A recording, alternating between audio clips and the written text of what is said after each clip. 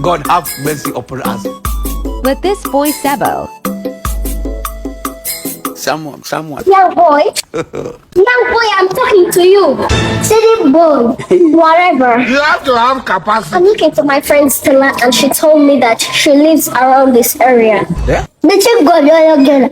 You're not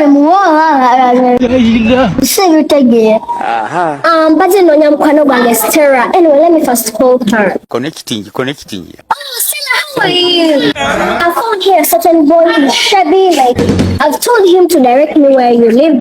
He's acting like he doesn't know English. Oh, Mula. Thank you. Okay.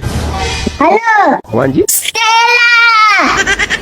Oh no, but that's it. What a bossy. Okay. And there was a plug so you can take me to her, right? I can't accept that. I'm going to my friend's girl. Oh no, go back to like with Simon. But then wherever, just take me to her. Can it happen?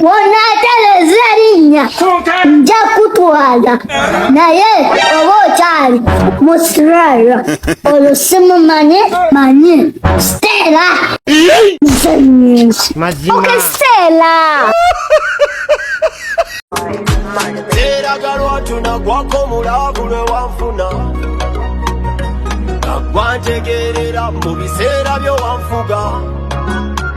Katonda mulungi nnyo ekirwadde ekyo kyawona enfuna ekirowoozo kwewala kwe kusembuka kati nawona fala life is bigger and better.